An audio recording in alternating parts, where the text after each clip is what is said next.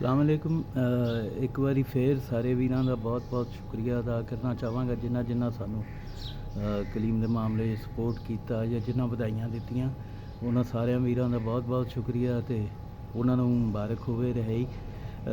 ਅਸਲ 'ਚ ਗੱਲ ਕਰਨ ਦਾ ਮਕਸਦ ਇਹ ਸੀ ਕਿ ਕੁਝ ਵੀਰਾਂ ਨੇ ਇੱਕ ਦੋ ਵੀਰਾਂ ਨੇ ਪੁੱਛਿਆ ਮਜ਼ੀਦ ਤਫਸੀਲ ਵਾਸਤੇ, ਅਤੇ ਉਹਨਾਂ ਵਾਸਤੇ ਬੇਨਤੀ ਇਹੀ ਹੈ ਕਿ ਜਿੰਨਾ ਕੁ ਅਸੀਂ ਦੱਸ ਚੁੱਕੇ ਹਾਂ ਇਹਨੂੰ ਕਾफ़ी ਸਮਝਿਆ ਜਾਏ ਔਰ ਇਸ ਤੋਂ ਵੱਧ ਪਬਲਿਕ ਫੋਰਮ 'ਤੇ ਨਾ ਪੁੱਛਿਆ ਜਾਏ।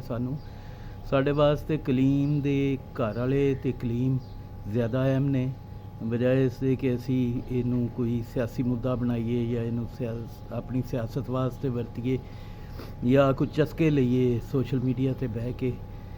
ਗੱਲ ਇਹ ਵੇ ਕਿ 2 ਮਹੀਨੇ ਪੂਰੇ ਦਿਨ ਰਾਤ 24 ਘੰਟੇ ਇਹੀ ਇਸੇ ਜਦੋਜਹਿਦ 'ਚ ਮੈਂ ਰਿਹਾ।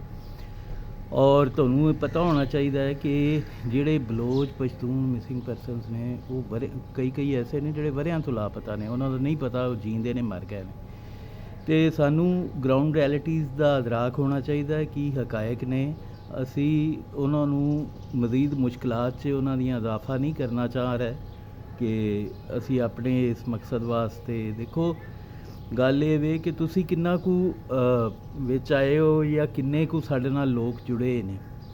ਬਲੋਚਾਂ ਦੇ ਮੁਜ਼ਾਹਰਿਆਂ 'ਚ ਪਸ਼ਤੂਨਾਂ ਦੇ ਮੁਜ਼ਾਹਰਿਆਂ 'ਚ ਹਜ਼ਾਰਾਂ ਲੋਕ ਹੁੰਦੇ ਨੇ ਔਰ ਵਰਿਆਂ ਤੋਂ ਲਾਪਤਾ ਹੋਣ ਦੇ ਬਾਵਜੂਦ ਉਹਨਾਂ ਦੇ ਬਾਅਦ ਲੋਕਾਂ ਦਾ ਪਤਾ ਨਹੀਂ ਲੱਗਿਆ ਕਿ ਜੀਂਦੇ ਨੇ ਮਰ ਗਏ ਨੇ।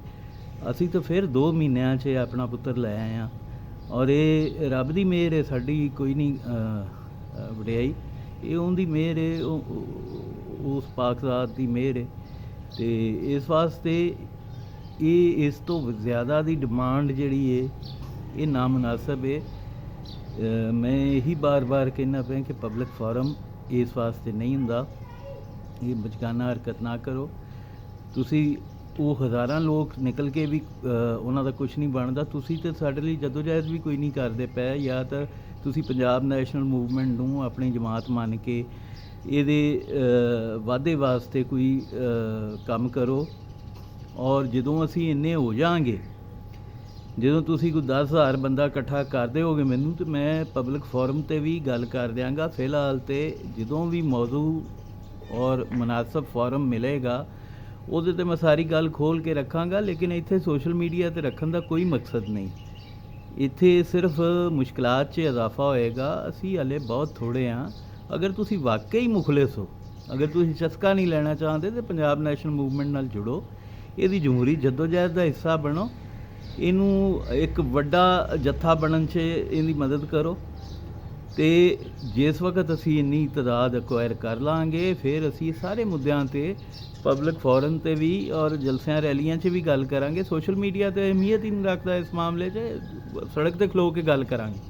ਲੇਕਿਨ ਸੜਕ 'ਤੇ ਤੁਹਾਨੂੰ ਵੀ ਨਾਲ ਸਾਡੇ ਹੋਣਾ ਚਾਹੀਦਾ, ਅਤੇ ਬਗੈਰ ਨਾਲ ਖਲੋਤੇ ਇੰਜ ਦਾ ਜਿਹੜੀ ਤਹਿਕੀਕ ਤਫਤੀਸ਼ ਹੈ ਇਹ ਨਾਮੁਨਾਸਬ ਔਰ ਗੈਰ ਅਖਲਾਕੀ ਗੱਲ ਹੈ।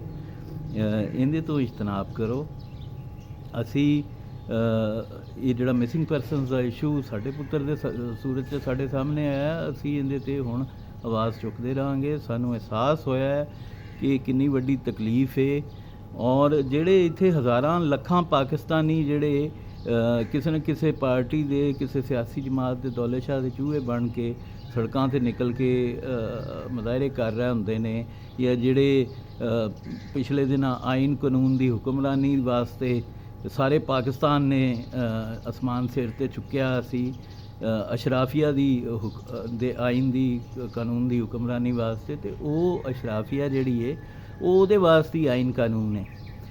ਕੀ ਗੱਲ ਹੈ, ਸਿਰਫ ਉੱਥੇ ਆਈਨ ਟੁੱਟਦਾ ਪਿਆ ਸੀ ਵਜ਼ਾਰਤ ਉਜ਼ਮਾ ਵਾਸਤੇ, ਜਾਂ ਸਪੀਕਰ ਕੌਮੀ ਅਸੈਂਬਲੀ ਆਈਨ ਤੋੜਦਾ ਪਿਆ ਸੀ। ਆਈਨ ਤਾਂ ਉਦੋਂ ਵੀ ਟੁੱਟਦਾ ਜਦੋਂ ਤੁਸੀਂ ਕਿਸੇ ਨੂੰ ਵਜ੍ਹਾ ਦੱਸੇ ਬਿਨਾਂ ਚੁੱਕ ਲੈਂਦੇ ਹੋ। ਉਹ ਕਿਸ ਕਾਨੂੰਨ 'ਚ ਕਿਸ ਦਸਤੂਰ 'ਚ ਲਿਖਿਆ ਹੈ ਕਿ ਕਿਸੇ ਨੂੰ ਇਸ ਤਰ੍ਹਾਂ ਜਬਰੀ ਗੁੰਮਸ਼ੁਦਗੀਆਂ ਜਿਹੜੀਆਂ ਨੇ ਉਹ ਪਾਕਿਸਤਾਨ ਦੇ ਕੌਨਸਟੀਟਿਊਸ਼ਨ ਦਾ ਹਿੱਸਾ ਨੇ।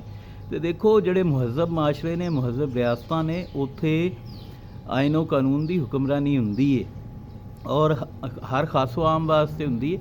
ਕਿਸੇ ਬੰਦੇ ਨੇ ਇਹਨਾਂ ਦੇ ਮਿਸਿੰਗ ਪਰਸਨਸ ਦੇ ਖਿਲਾਫ ਇਹ ਗੱਲ ਕੀਤੀ ਕਿ ਜੀ ਬਾਹਰ ਦੇ ਮੁਲਕਾਂ 'ਚ ਵੀ ਬੰਦੇ ਜਿਹੜੇ ਨੇ ਉਹ ਗਾਇਬ ਹੋ ਜਾਂਦੇ ਨੇ, ਤੇ ਗੱਲ ਇਹ ਵੇ ਕਿ ਉੱਥੇ ਐਕਸੈਪਸ਼ਨਸ ਹੁੰਦੀਆਂ ਨੇ, ਉੱਥੇ ਹਜ਼ਾਰਾਂ ਲੋਕ ਨਹੀਂ ਚੁੱਕੇ ਜਾਂਦੇ, ਹਜ਼ਾਰਾਂ ਲੋਕ ਚੁੱਕੇ ਜਾਣ ਤੇ ਉੱਥੇ ਰੌਲਾ ਪੈ ਜਾਏ, ਰਿਆਸਤ ਹਿੱਲ ਜਾਏ।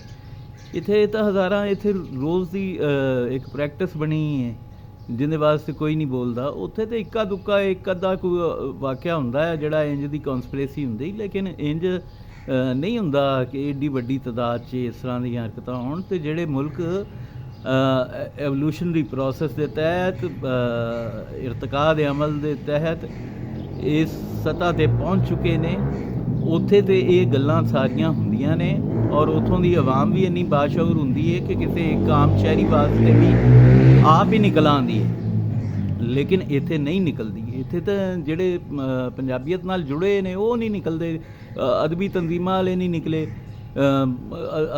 ਸਾਨੂੰ ਪਤਾ ਹੈ ਨਾ ਕਿੰਨੇ ਕੁ ਲੋਕ ਸਾਡੇ ਨਾਲ ਨਿਕਲੇ, ਕਿੰਨਿਆਂ ਲੋਕਾਂ ਨੇ ਇਹਦੀਆਂ ਪੋਸਟਾਂ ਸ਼ੇਅਰ ਕੀਤੀਆਂ, ਕਿੰਨਿਆਂ ਲੋਕਾਂ ਇਹਦੇ ਵਾਸਤੇ ਸੋਸ਼ਲ ਮੀਡੀਆ 'ਤੇ ਆਵਾਜ਼ ਚੁੱਕੀ। ਮੈਨੂੰ ਇੱਕ ਬੰਦੇ ਦਾ ਨਾਂ ਪਤਾ, ਅਤੇ ਮੈਂ ਜਾਣਨਾ ਕਿੰਨੇ ਕੁ ਲੋਕਾਂ ਨੇ ਇਹਦੇ ਵਾਸਤੇ, ਇਸ ਕਾਜ਼ ਨੂੰ ਸਪੋਰਟ ਕੀਤਾ ਜਾਂ ਇਹਦੇ ਵਾਸਤੇ ਅਮਲੀ ਤੌਰ 'ਤੇ ਕੁਛ ਕੀਤਾ। ਅਤੇ ਇਸ ਵਾਸਤੇ ਮੇਰੀ ਇਹੀ ਅਰਜ਼ ਹੈ ਕਿ ਜੋ ਅਸੀਂ ਦੱਸ ਦਿੱਤਾ ਹੈ ਉਹ ਵੀ ਸ਼ਾਇਦ ਅਸੂਲੀ ਤੌਰ 'ਤੇ ਨਹੀਂ ਸੀ ਦੱਸਣਾ ਚਾਹੀਦਾ, ਲੇਕਿਨ ਜਿੰਨਾ ਦੱਸਤਾ ਹੈ ਉਹਨੂੰ ਕਾਫੀ ਸਮਝਿਆ ਜਾਏ, ਮਜ਼ੀਦ ਸਵਾਲ ਨਾ ਪੁੱਛੇ ਜਾਣ। ਕੋਈ ਮੁਨਾਸਬ ਵਕਤ ਹੋਏਗਾ, ਕੋਈ ਮੁਨਾਸਬ ਫੋਰਮ ਹੋਏਗਾ ਅਤੇ ਉੱਥੇ ਮੈਂ ਖੁੱਲ੍ਹ ਕੇ ਗੱਲ ਕਰਾਂਗਾ।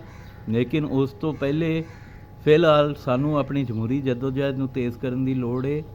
ਤੁਸੀਂ ਪੰਜਾਬ ਨੈਸ਼ਨਲ ਮੂਵਮੈਂਟ ਦੀਆਂ ਬਾਹਾਂ ਬਣੋ ਔਰ ਇਹਨੂੰ ਵਧਾਉਣ 'ਚ ਮਦਦ ਕਰੋ। ਇਹ ਆਮ ਆਦਮੀ ਦੀ ਗੱਲ ਕਰਦੀ ਪਈ ਹੈ, ਇਹ ਕਿਸੇ ਰਈਸ ਦੀ ਗੱਲ ਨਹੀਂ ਕਰ ਰਹੀ, ਕਿਸੇ ਜਗੀਰਦਾਰ ਸਰਮਾਇਆਦਾਰ ਦੀ ਗੱਲ ਨਹੀਂ ਕਰ ਰਹੀ। ਇਹ ਆਮ ਸ਼ਹਿਰੀਆਂ ਵਾਸਤੇ ਲੜ ਰਹੀ ਹੈ, ਇਹ ਪੰਜਾਬ ਦੇ ਪੁੱਤਰਾਂ ਵਾਸਤੇ ਲੜਦੀ ਪਈ ਹੈ।